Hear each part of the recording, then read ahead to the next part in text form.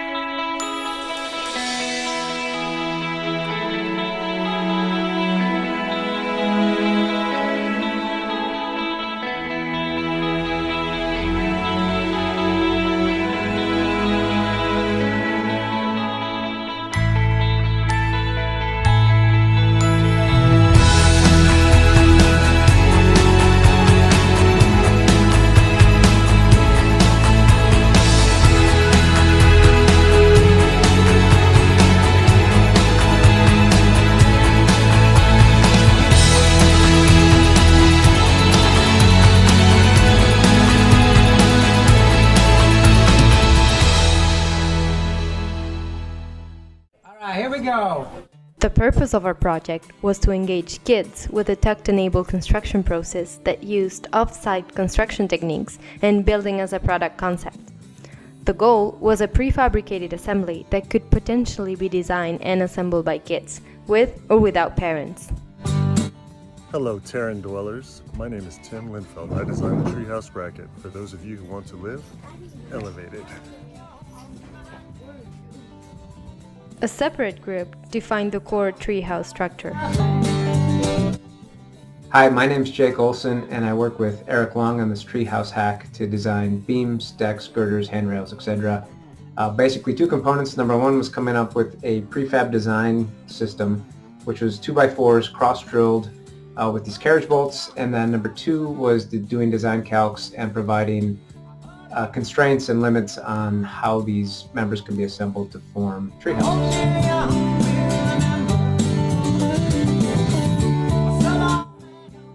On the software side, the core objective was to be able to automatically configure a treehouse in an easy-to-use software environment.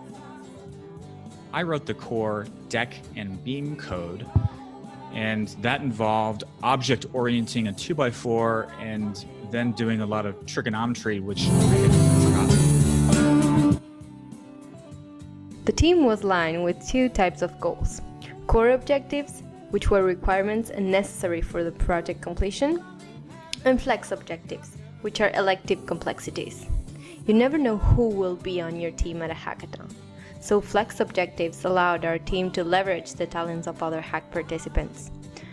The use of augmented reality and reality capture became our earliest and most complex flex objective because it led to a sequence of other flex objectives. Our initial ambition with augmented reality was just to see if we could use a mobile device to determine tree trunk diameter and spacing. I'd used some augmented reality before, but never to do something like this, so I wasn't even sure if it was technically possible. By the end of the first day, we had essentially completed that task, and then we had 2 weeks to figure out how we could take augmented reality further to make this a better experience. So we had point clouds generated from that augmented reality tool, and so the first thought was, can we take these point clouds and send them back to the desktop as either E57 or XYZ file types? Done. So what was next? Well, what about actually showing the treehouse in augmented reality on your mobile device? Cool.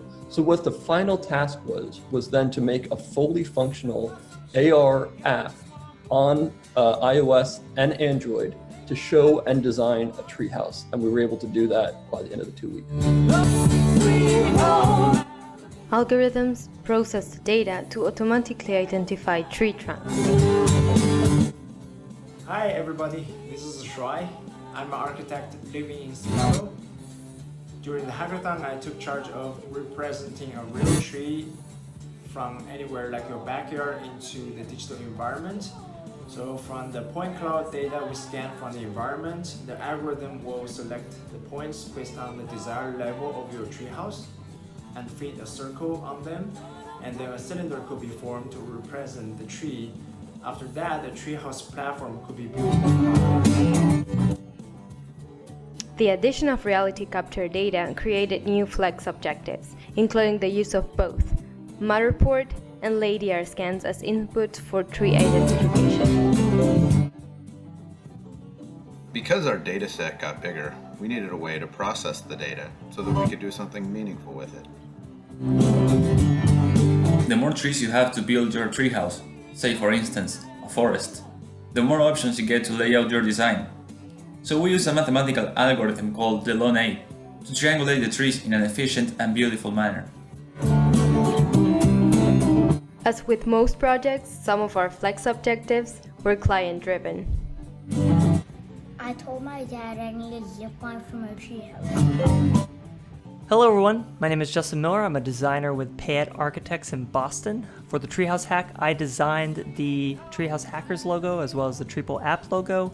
I also made a full visual prototype of the UI for the Triple App in Figma, which was then interpolated into the working app. And I also made some other graphic goodies that hopefully you'll see. We also made a website where we capture our planning, links to source code and executable files, lessons learned, and all media.